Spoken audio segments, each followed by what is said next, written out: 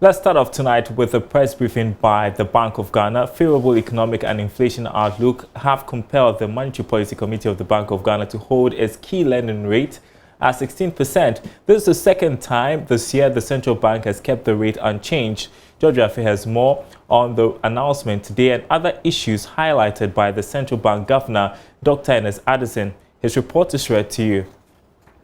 Speaking at the press conference, the governor noted that they are monitoring developments and would act if needed to ensure that their actions reflect on happenings in the market. On the Ghana cedi, the governor also said they are putting in place measures to ensure it does not witness any serious depreciation this year. He, however, rejected predictions by the Economist Intelligence Unit that the local currency would come under some sustained depreciation by the end of this year and even up to 2023. I don't think that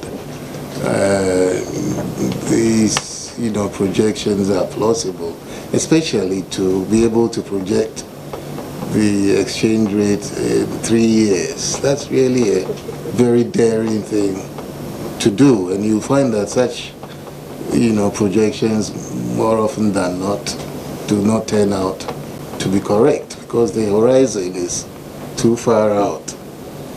But I can tell you that our objective is to keep the cedi as stable as we can.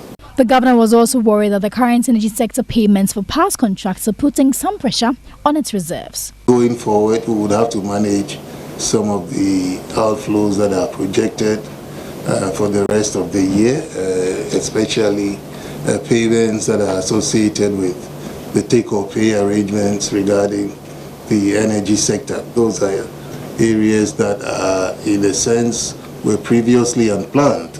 These are unplanned payments which the Bank of Ghana has had to recently take on. So it becomes an additional source of pressure in the outlook.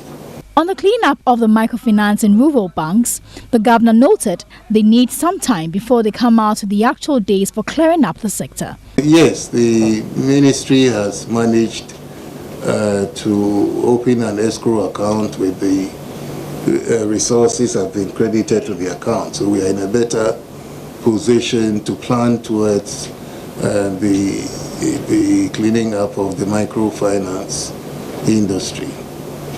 But we need to be careful about the process. So this is what we are spending a little bit more time to understand the population of microfinance institutions out there.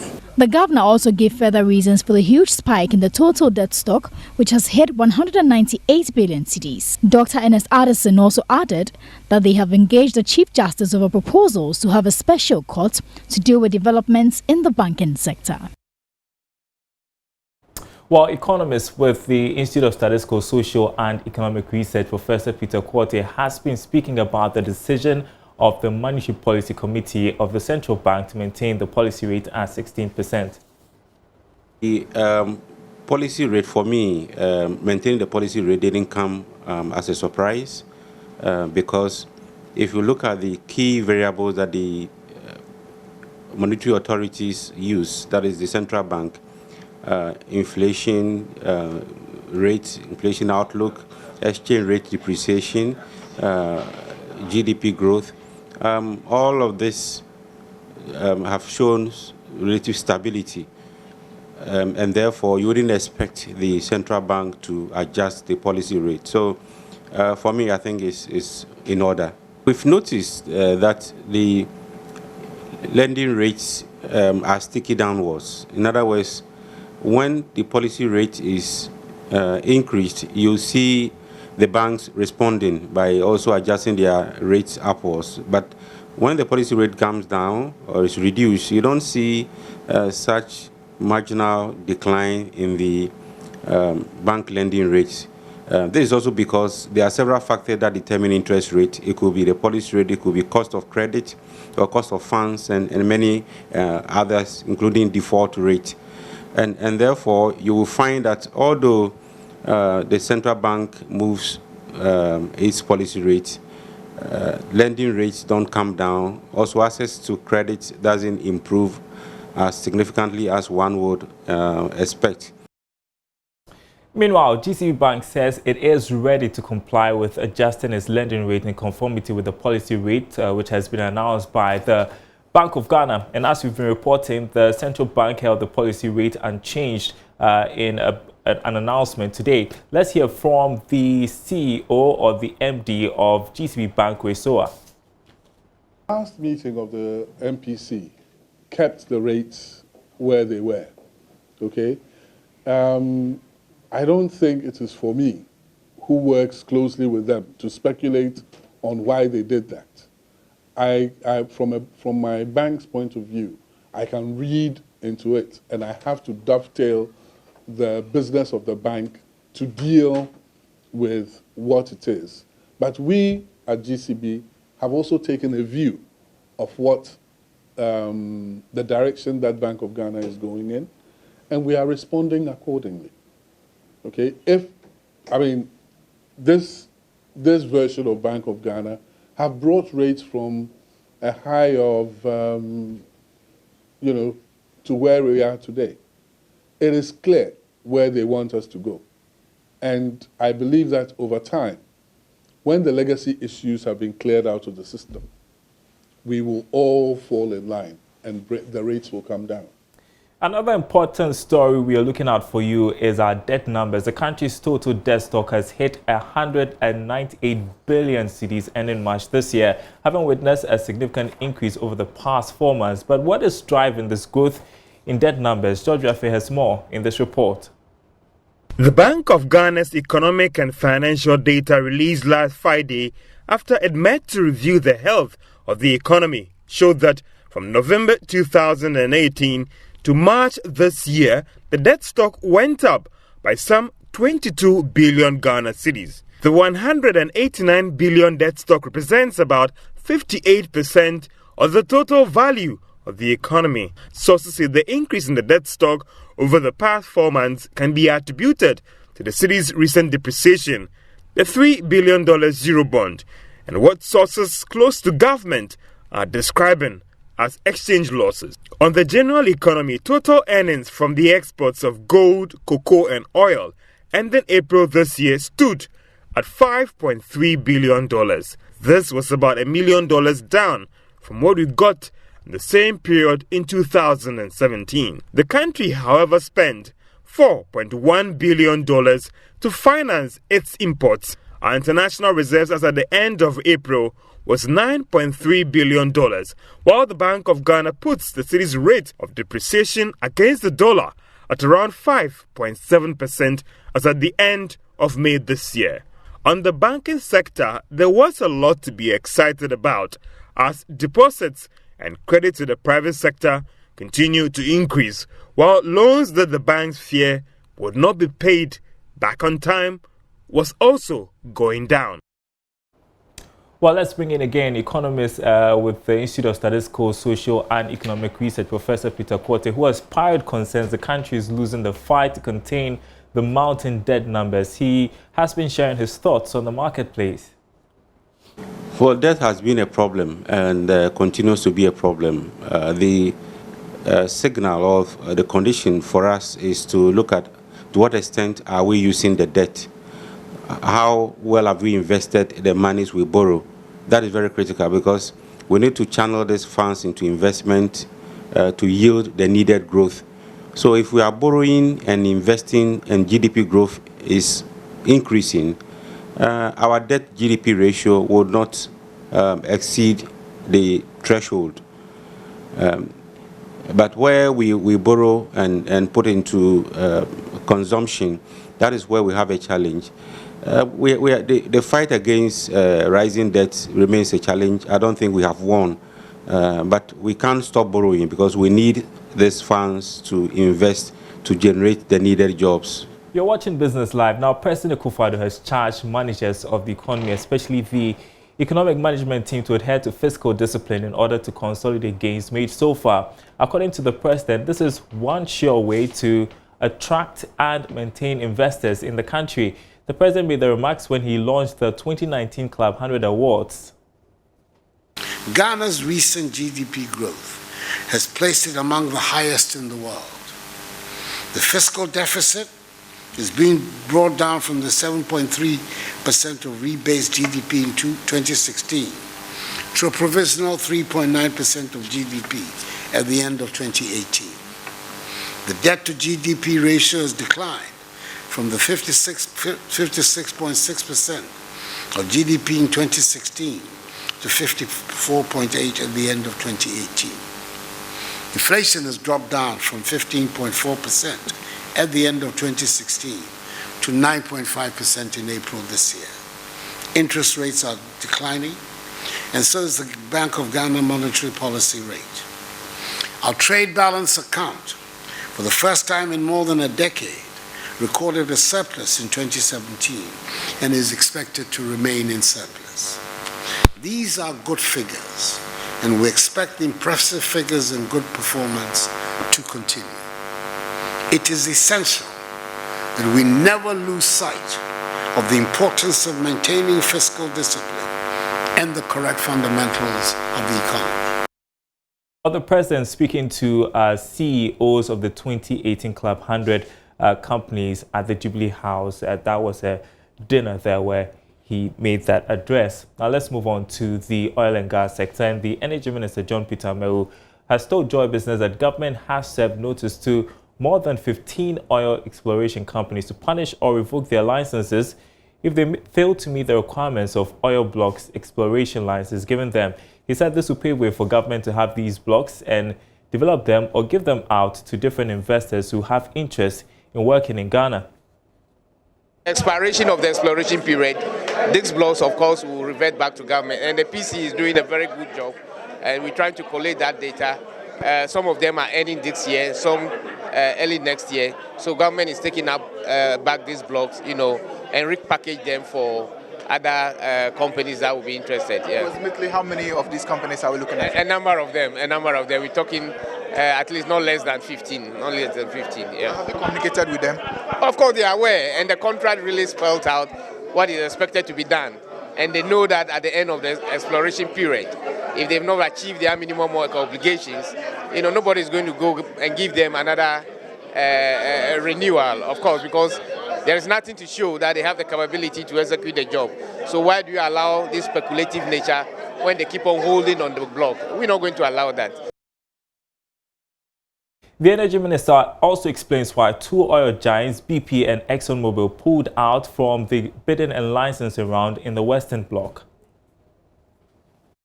Most of them, they pull out of the competitive. But what is interesting is that they withdrew. For instance, ExxonMobil withdrew basically on the premises that they wanted to concentrate on what they have now. Already, they have a PA.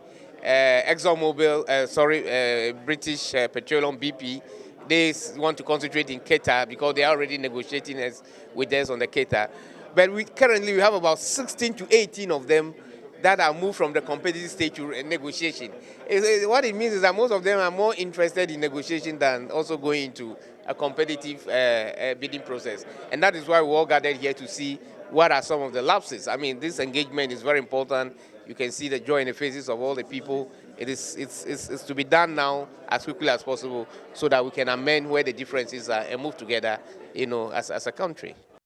You're watching Business Live. Now, a sound mind, they say, is a sound body, but achieving this may not be easy, particularly with a demanding work schedule. So what's the easy way out? Well, Executive Chairman of Pharmaceuticals has been sharing some tips with my colleague, Karen Dodu. She brings us this report.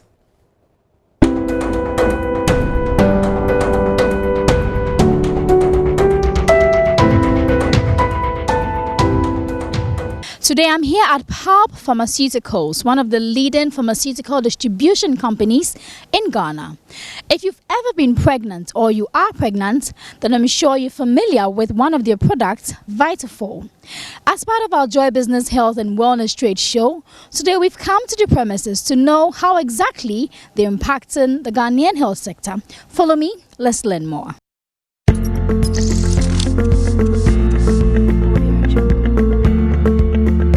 Located at North Kaneshie, a suburb of Accra, Pulp Pharmaceuticals has evolved from a small, fast-growing company to a medium-sized company holding a respectable presence in the distribution sector of the pharmaceutical industry. Pulp was established in 1991 as a limited liability company and has since held on to its status. Executive Chairman Enes Kusiabebio throws more light on the company's journey so far. We have some products that we introduce into the country.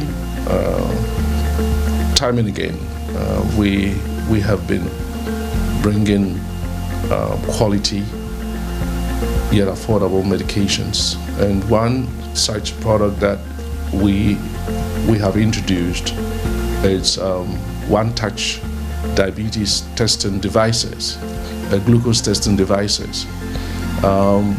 This product was introduced to help diabetics to manage their sugar levels, because one problem that diabetics face is increase in sugar in their blood.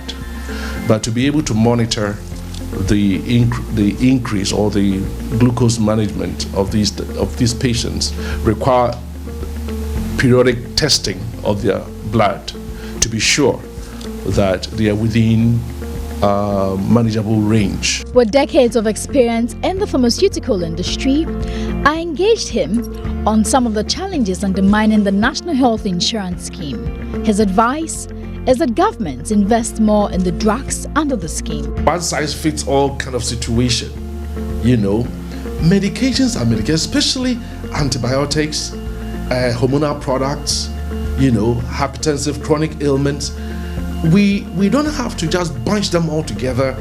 Yes, maybe things like multivitamins, they are not a big deal, so you don't really want to bother too much. But when we come to medications that are needed to save lives, I think that we need to go beyond just pricing and look for the right things that can help the patients. And so the insurance should look at things in a broader sense than just narrowing everything to price. So for good health and well-being, how attainable is that? Mr. Kusiabebio shares some simple tips. We're looking at total health and not just the absence of disease. And in that sense, we're looking at a holistic concept of well-being. And that will be incorporated in the acronym New Start, which is nutrition, exercise, water, sunshine, temperance, air, rest, and trust in God. So if you would use all these, I can assure you, you wouldn't need a physician. If you're still wondering why you should be at the Joy Business Health and Wellness Trade Show, here's Mr. Kusi's advice to you. Well, they should come because it is going to be a one-stop shop solution in health, because there will be so many other exhibitors. And I think that we would also present, for instance, blood pressure monitor, which would monitor your blood pressure, gives you an idea if you have irregular heartbeat, for instance. It will give you an indication so that you would quickly see your physician, and other exhibitors who will also bring other healthcare products.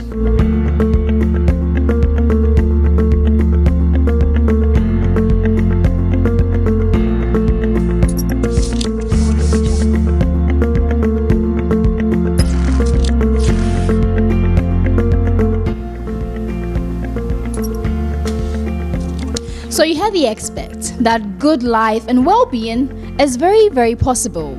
If you can even do so, you can avoid medicines, but you can only achieve this by following some simple steps in life and what he calls the New Start. That is nutrition, exercise, water, sunshine, temperance, air, rest, and trust in God. With these steps, you can accomplish good health. And what better way to start this journey by joining us at the Joy Business Health and Wellness Trade Show come May 30th to June 1st, where you come and have a variety of health services and products on display. Reporting for Joy Business, Karen Dudu. All right, so let me reiterate what Karen said about the Joy Business Health and Wellness Trade Show. It is happening this Thursday, May 30 to the 1st of June at the National Theatre. Let's bring you a health tip for today.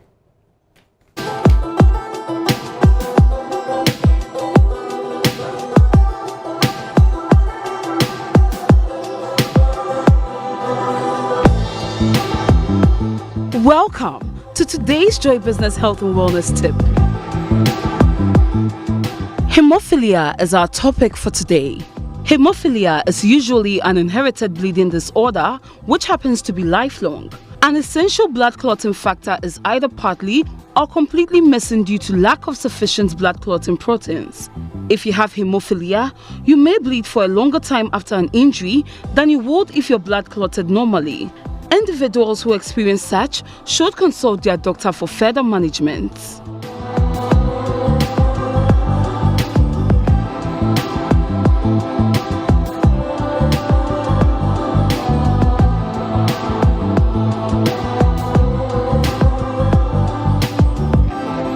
The Joy Business Health and Wellness Tip is brought to you by New Crystal Health Services Limited, growing together in good health.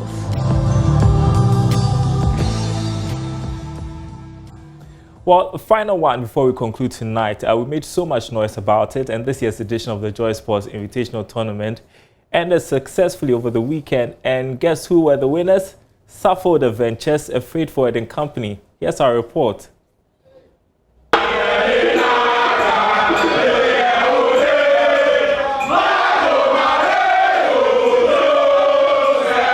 So for us at Goyle, while we put our brand out there, it's also good for us to stay fit and also relax ourselves in the midst of the stress of the job during the whole week. So it's good for us. We are just conforming to best practices that we know. You know, there are companies that start with their name, and Goyle is a brand everybody knows. Instead of going for the long Ghana Oil Company Limited, it's better for us to associate ourselves with the brand you and I know, Goyle. Putting together corporate companies like this in this kind of high morale standard, I think is not easy, because you know these are CEOs that are very busy. I mean, if you look at it, you see the top management team around. Today is Saturday. Some of them have some other activities, but they are here today at least to show support. All right, some participants at the Just and the Joy Sports Invitational Tournament. There's more news to read on our website, joybusinessnews.com, right behind me. You can get the latest news headlines from there, joybusinessnews.com. My name is Daryl Carl. Thanks for watching. We are back same time tomorrow. See you.